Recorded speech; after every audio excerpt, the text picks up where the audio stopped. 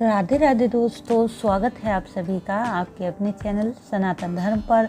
दोस्तों, अधिक मास के कृष्ण पक्ष में पड़ने वाली एकादशी को परमा एकादशी, पुरुषोत्तमी एकादशी या हरिवल्लभा एकादशी कहा जाता है। अधिक मास का महीना भगवान विष्णु को समर्पित होता है और यह मास 3 साल बाद पड़ता है, इसलिए इस मास की एकादशी अत्यंत ही फलदायी होती है। परमा एकादशी व्रत करने से सभी पापों का नाश होता है। साथ ही इस एकादशी पर भगवान विष्णु सहित मां लक्ष्मी का पूजन करते हुए दान पुण्य व्रत किया जाता है तो परम दुर्लभ शक्तियों की प्राप्ति होती है। साथ ही धन वैभव की कमी नहीं रहती।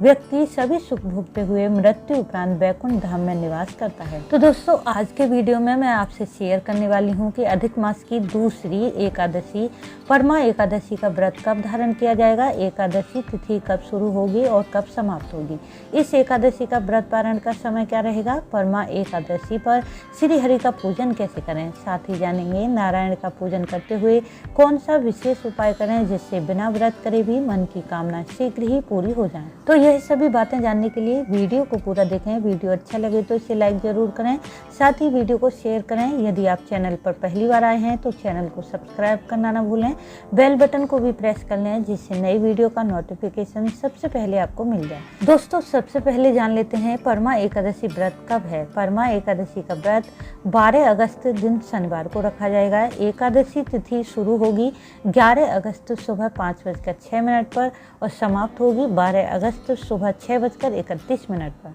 पूजा करने का शुभ मुहूर्त रहेगा सुबह 7:28 से सुबह 9:07 तक। इस एकादशी के व्रत पारण का समय रहेगा 13 अगस्त रविवार प्रातः 6 बजे से 8:20 तक। दोस्तों, वैसे तो साल की सभी एकादशियों के व्रत पालन के नियम एक जैसे ही होते हैं, परंतु धार्मिक मान्यता के अनुसार अधिक मास की परमा एकादशी का व्रत 5 दिनों तक किया जाता है, अर्थात अधिक मास के कृष्ण पक्ष परमा एकादशी से अधिक मास की अमावस्या तक। शास्त्रों के अनुसार पंचरात्रि तक इस व्रत को निर्जल रहकर किया जाता है और इस व्रत में केवल भगवान विष्णु का चरणामृत ग्रहण कर सकते हैं, इसलिए इस व्रत को कठिन माना जाता है। परंतु जो भी साधक पूर्ण श्रद्धा भाव से इस व्रत को रखता है उसे लक्ष्मी नारायण की कृपा से अपार धन ऐश्वर्य की प्राप्ति होती है और अनेक दुर्लभ कामनाएं, दुर्लभ शक्तियां प्राप्त होती हैं।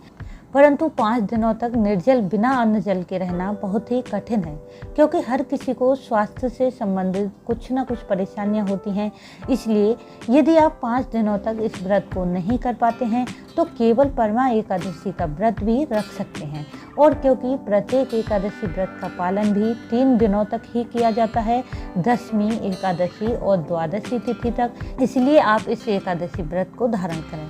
और यह आपकी अपनी श्रद्धा और शरीर की सामर्थ्य पर निर्भर है कि आप इस व्रत को निर्जल करेंगे या फिर फलाहार। वैसे यदि आप इस व्रत को निर्जल करते हैं तो अत्यंत ही श्रेष्ठ रहेगा।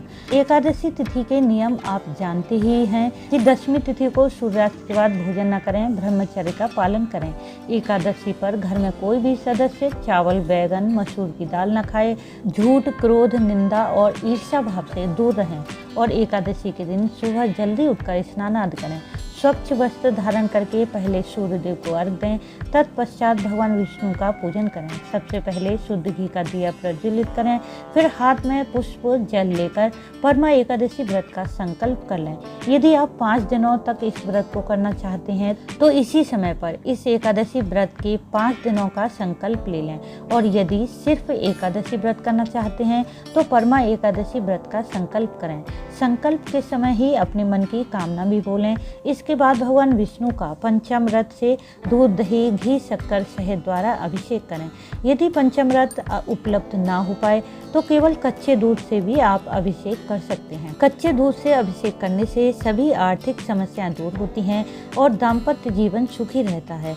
फिर भगवान को पुष्प, फल, मिठाई, धूप, दीप, चंदन से भगवान का विधिवत पूजन करें। इसके बाद परमा एकादशी व्रत का महात्म्य पढ़ें या विष्णु चालीसा, विष्णु सहस्रनाम का पाठ करें। इस दिन परमा एकादशी व्रत कथा अवश्य पढ़ें या सुन लें और फिर पूरा दिन व्रत करें। शाम के समय एक बार फिर श्री हरि सहित मां लक्ष्मी का पूजन करें। एकादशी पर तुलसी पूजन करने से घर में सुख और समृद्धि आती है, इसलिए इस दिन तुलसी का पूजन अवश्य करें। ध्यान रखें कि तुलसी में इस दिन आप ना तो जल अर्पित करें और ना ही माँ तुलसी का स्पर्श करें। केवल माता के सामने दीप प्रज्वलित करें और तुलसी की 11 परिक्रमा करें। साथ ही किसी मिठाई या फल का भोग लगा दें। परमा एकादशी पर तुलसी पूजन करते हुए तुलसी में दीप दान करने से अखंड सौभाग्य और अखंड लक्ष्मी की प्राप्ति होती है। इस एकादशी पर सभी पापों से मुक्ति पाने के लिए रात्रि जागरण अवश्य करें। रात्रि में लाल रंग की बाती से घी का दीप प्रज्वलित करें और रात्रि में भगवान विष्णु सहित माँ लक्ष्मी का और भगवान शिव सहित माँ पार्वती का ध्यान भजन कीर्तन करें। यदि संभव हो तो विष्णु सहस्त्र नाम का पाठ करें। ऐसा करने से जन्म जन्मांतर के पापों का नाश हो जाता है। कुंडली के सभी ग्रह दोष समाप्त हो जाते हैं और मन की इच्छाएं पूर्ण होती हैं। अधिक मास परमा एकादशी पर किया गया रात्रि जागरण श्री हरि और भगवान शिव की असीम कृपा दिलाता है, जिससे जीवन के सभी संकट दूर होते हैं और आपकी कामनाएं कितनी भी दुर्लभ हों वह भी पूरी हो जाती हैं। परमा एकादशी व्रत का पालन करने के लिए यदि आपने यह व्रत 5 दिनों तक किया है तो 5वें दिन स्नान आदि करके भगवान विष्णु का पूजन करें। फिर 5 ब्राह्मणों को बुलाकर भोजन कराएं और दान दक्षिणा दें। और यदि आपने केवल एकादशी का व्रत रखा है तो द्वादशी तिथि में ब्राह्मण को बुलाकर दान दक्षिणा देकर अपने व्रत का पारण कर लें। परमा एकादशी पर दान करने से अनंत गुना पुण्य फल प्राप्त होता है। इसलिए यदि आप पूरे अधिक मास दान नहीं कर पाए हैं तो इस एकादशी पर अपनी सामर्थ्य के अनुसार केले, पीले वस्त्रों का दान, भोजन, नारियल, धार्मिक पुस्तकों का दान करना अत्यंत ही फलदायी होता है और अन्य महीनों से 10 गुना ज्यादा पुण्य फल प्राप्त होता है। साथ ही इस एकादशी पर आप दीपदान भी जरूर करें। तुलसी के पास, किसी मंदिर में या किसी पवित्र नदी के पास आप दीपदान करते हैं तो जीवन की सभी परेशानियों का और पापों का अंत हो जाता है। ऐसी धार्मिक मान्यता है कि अधिक मास में 5 दीप प्रज्वलित करने से 5 प्रकार के पापों का नाश हो जाता है। इसलिए यदि आप पूरे अधिक मास दीप प्रज्वलित नहीं कर पाए हैं तो अधिक मास की इस एकादशी पर आप 5 दीप चाहे तो आटे के ले सकते हैं या फिर मिट्टी के दीप ले सकते हैं। यह 5 दीप लेकर या तो आप तुलसी के पास प्रज्वलित कर सकते हैं या किसी मंदिर में या फिर पवित्र नदी के किनारे प्रज्वलित करते हैं तो जीवन में सुख समृद्धि बढ़ती है और आपकी सभी कामनाएं पूरी होती हैं। दोस्तों, अधिक मास की एकादशी पर किया गया व्रत पूजन कल्प वृक्ष के समान माना गया है, अर्थात जो भी कामना कही जाती है वह पूरी अवश्य ही होती है।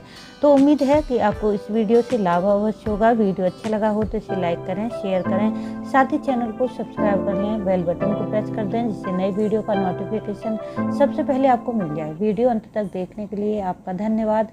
राधे राधे।